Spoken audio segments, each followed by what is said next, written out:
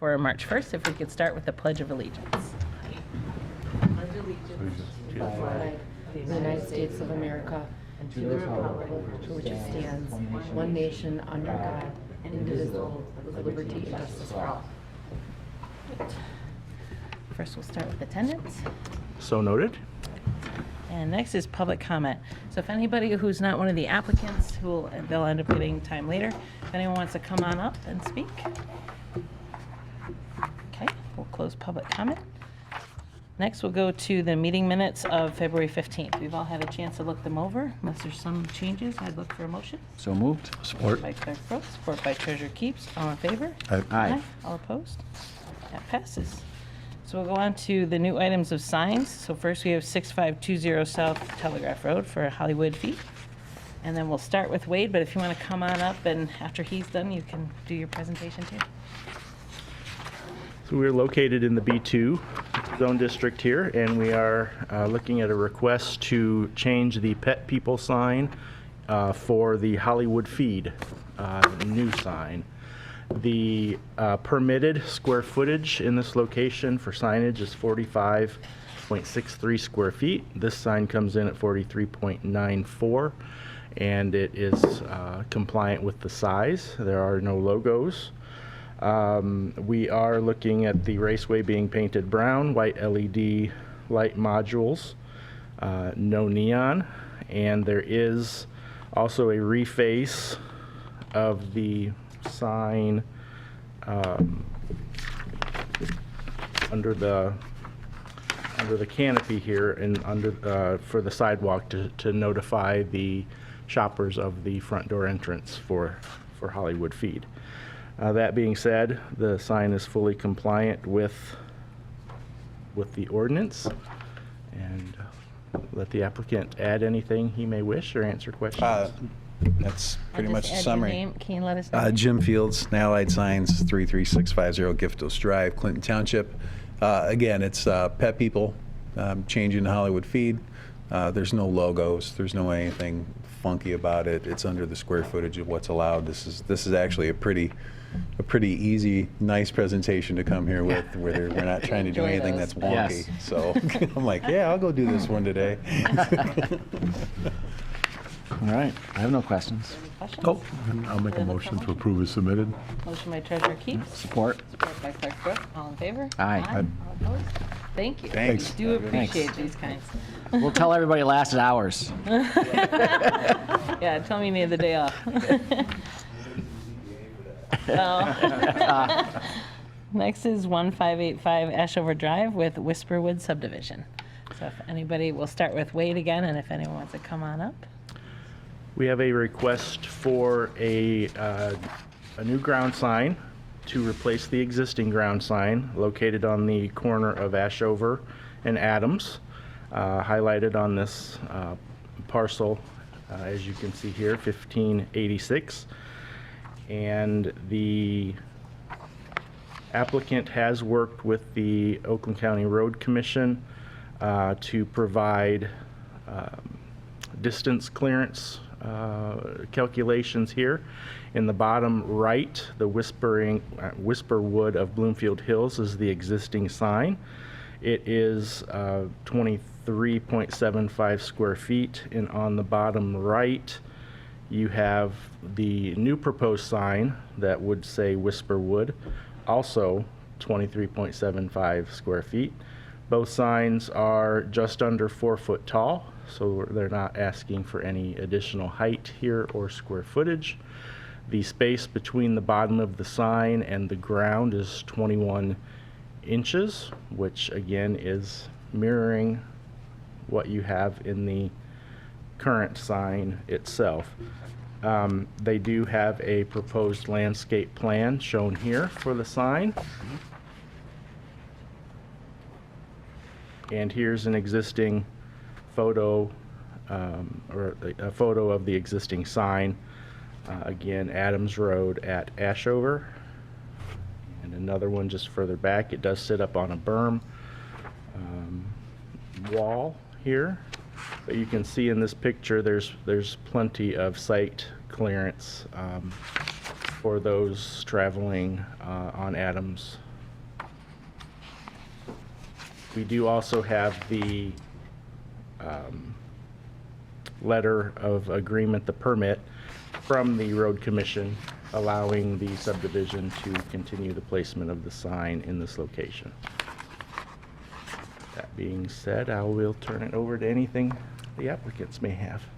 You can introduce yourself, come on. Hi, I'm Molly Smith, and I work for Signs and More, and we're being contracted by Vicki Johns, who is representative of Whisperwood's Homeowners Association for the signage. And I really don't have anything to add.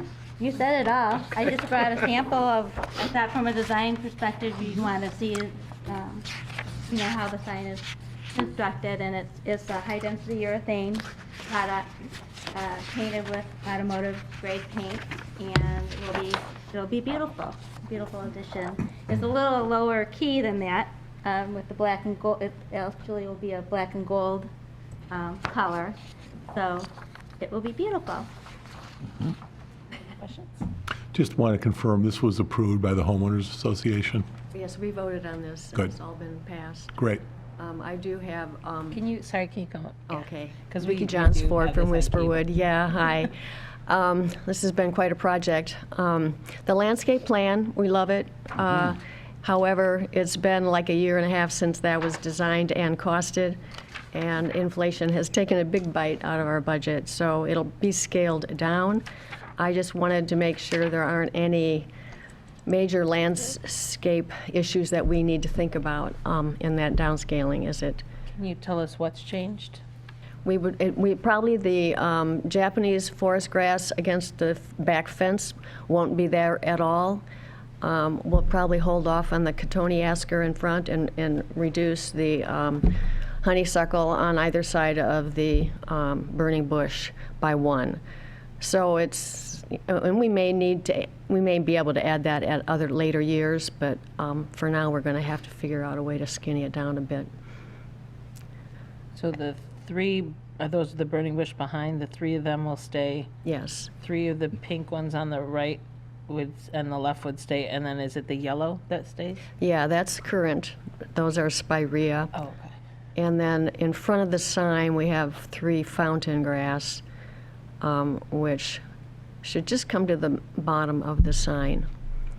So that's, I didn't know if there were some concerns there I mean, we're not putting any trees in to block views or anything like that. Questions? No motion?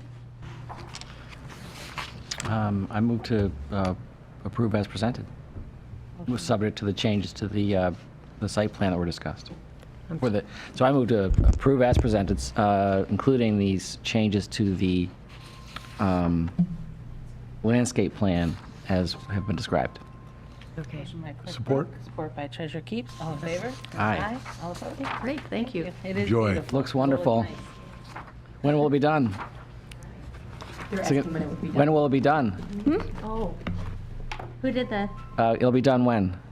I'm A sorry, I week? can't hear very So well. when he was asking, when is it going to be done? Oh, when is it going to be done? I would estimate 6 to 8 weeks before great. we have it out here. Wonderful. So Very nice. it'll be before the landscaping. I'm not sure, we'll have to work that out. I'm not sure whether the sign should go first or the landscaping. Thank Probably. you. So next we'll go on to the site plan special land use, and we have 43572 Woodward Avenue, Bloomfield Vein and Vascular. Hi, I'm Andrea Bibby with the Planning Division.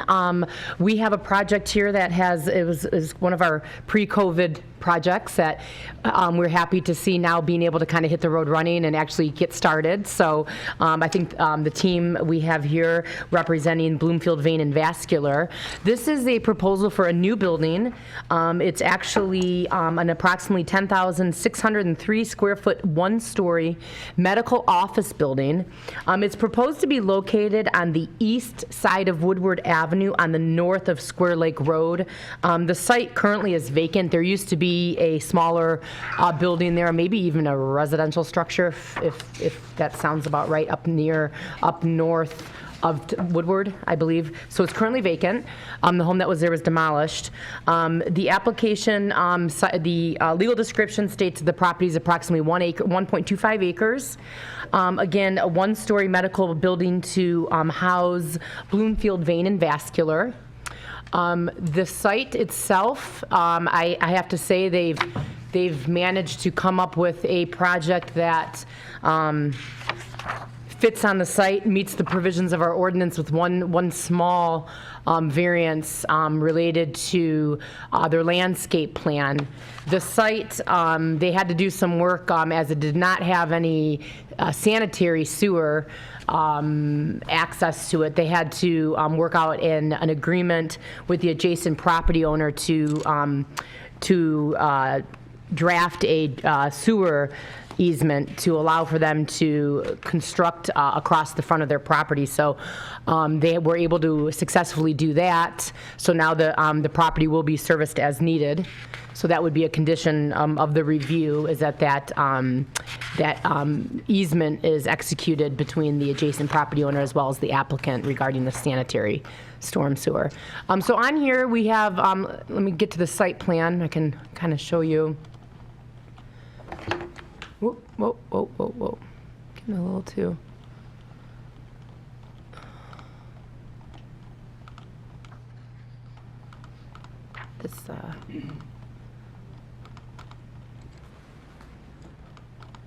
This mouse is a little funny. I'm not used to going backwards from the site plan, so I apologize.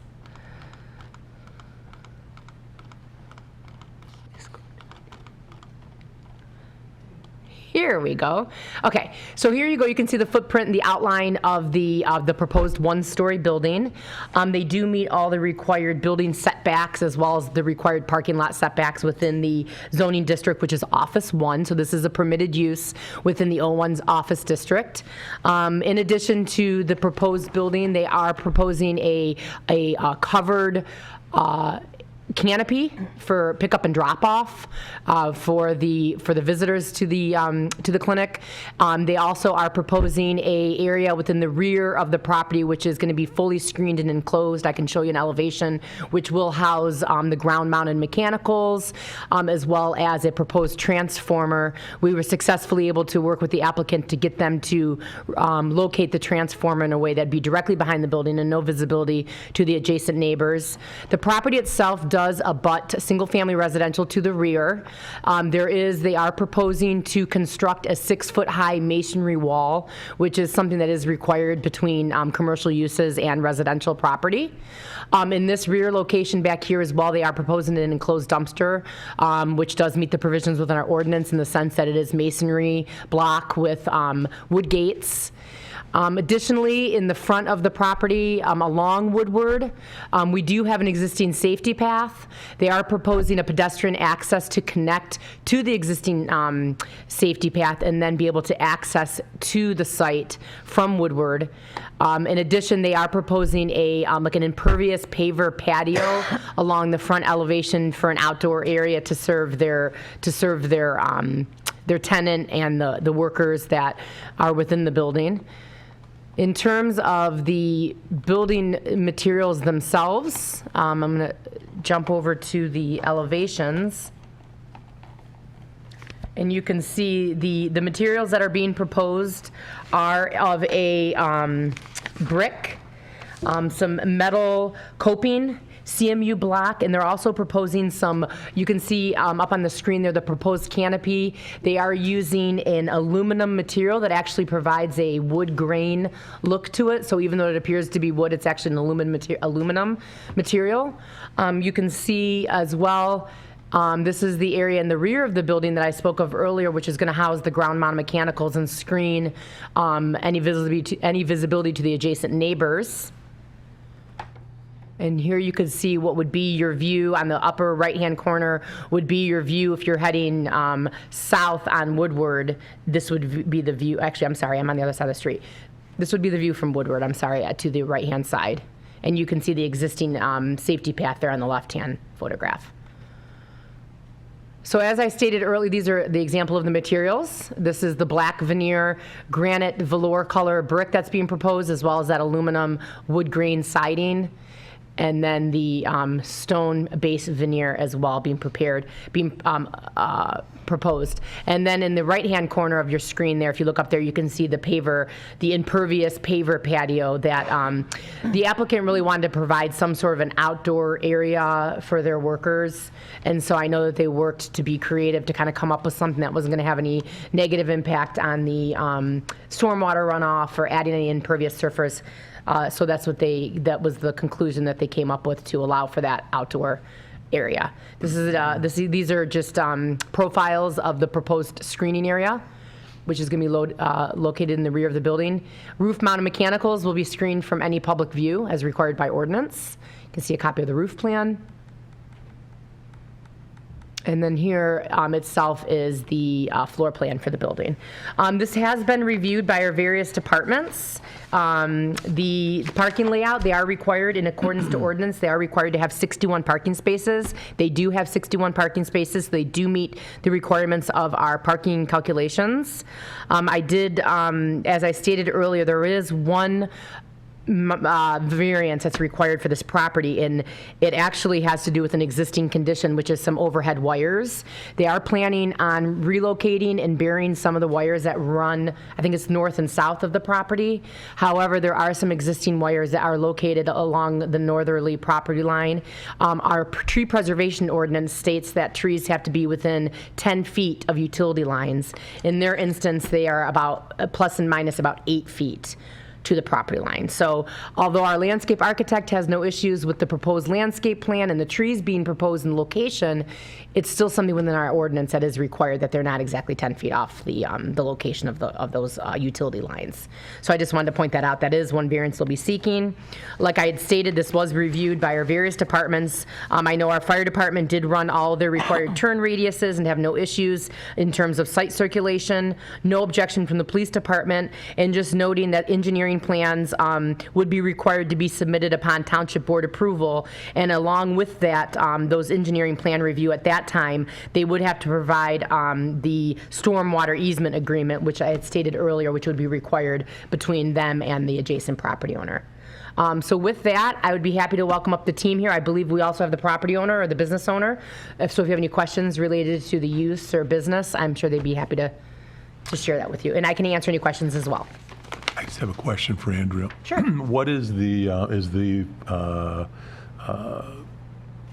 black for the dumpster? Is that the same black that's being used for the building, or one of the two brick veneers? I could have the architect answer that question, actually, Okay. the exact block that you're using in the dumpster. Yeah, hi, Dave Richardson from Lindhout Associates, 10465 Citation, Brighton, Michigan. Same brick material. Right, thank you. So the darker black brick. Correct. Thank you. Graphite velour. Okay. Okay. And Paul Loosley is here as well, representing the project. Yes, I'm Paul Loosley. I'm with Environmental Engineers. We're the civil consultants on the project. Andrea's done a good job explaining the project. If you've got any questions regarding the site itself, I'd be happy to try and address them. We also have the property owner, Dr. Hernandez, here, who can answer any questions about the practice and his operation. Want to come on up? Introduce yourself. I'm Diego Hernandez. I'm the physician who thought about this project and decided to go forth pre-COVID. So finally getting to the point of doing this is exciting. So. My only question is about the utility lines, considering that trees are typically what take out our lines. How tall and wide are the ones that you're putting near, so we know if they are, and are the lines being buried, or are they above that the tree might take out? There are lines, as Andrea mentioned, that cross the property currently in a north-south direction. Those will be relocated underground to accommodate the building construction. There is also overhead lines running along the north property line Those are the ones that are creating the need for the variance. They serve the building to the north, which is the Construction Association of Michigan building, if you're familiar with it. So those overhead wires are about 2 foot over into their property, and we have a 10-foot green belt along our side of the property line in which we're required to have plantings. So there are trees proposed along that property line to meet the requirements for woodland preservation and also landscaping. And those trees will be about 8 foot off the utility lines, and the ordinance requires them to be 10 feet. So that's the variance we're asking for. Currently, the landscape plan calls for crabapple trees in there, which, if need be, we can change them to a narrower, more vertical type of tree. There are also some Kalmar trees used elsewhere on the site, and so if that's what we need to do if we need to switch those to accommodate any concerns about that distance, I'm sure that we can do that. I had mentioned to Paul before the meeting that we certainly can have a discussion, reach out to our landscape architects, because I know with what was provided, there weren't any specific issues as highlighted in the letter. But if there's something that would be even better, then certainly I offered to reach out to Michael J. Dool and have something redesigned and prepared by the time this gets to Township Board. It's a really nice building. I'm excited to have it. Do you have any questions? I do not. It's very attractive, Yep. and did a nice job, and look forward to have it being done. Well, you got to sign the check, so, you know. A few here and there, yeah. And- I compliment Dave in the design. I mean, Very we got nice. the vision right off the start when we talked about this. I mean, to us, the most important. Can you come up to the microphone because it is being aired? So I said that I compliment Dave in his design because right off the bat, he kind of understood the vision that we had for this. We are trying to provide services to the patients, so the building on the outside is quite nice, but it's the functionality of the building on the inside that allows us to take care of patients the way that we think they should be taken care of. So the purpose is functionality, the nice appeal in terms of how it looks. That's an added bonus, but yeah, we wanted to make sure that this was a good building to look at and that it was going to be something that, again, was functional for the purposes of the practice. I don't know if they mentioned it to you, but I took a picture of this and said, because I try not to put any trees too close to the home since that's what destroyed my home. And I said, those look perfect for just by my, so whoever picked these, thank you for my new inspiration. There you go. Do we have a motion? Make a motion to approve is submitted and to forward to the Zoning Board of Appeal. Motion by Treasurer Keeps, I support. support by Clerk Brooke. All in favor? Aye. All opposed? Good luck. We're actually going to make a stop at the Planning Commission on March 8th before the ZBA, so. Okay. And then Township Board. Great. Thank you. We'll be in so touch. much. Thank you. Okay. See you again soon. Thank you. So do we have any other recent DRBs to discuss? No. Okay, so our next meeting is going to be Wednesday, March 15th. With that, I look for the final motion. I move we adjourn. Motion Support. by Clerk Brooks, support by Treasurer Keeps. All in favor? Aye. There you go. See you in 2 weeks.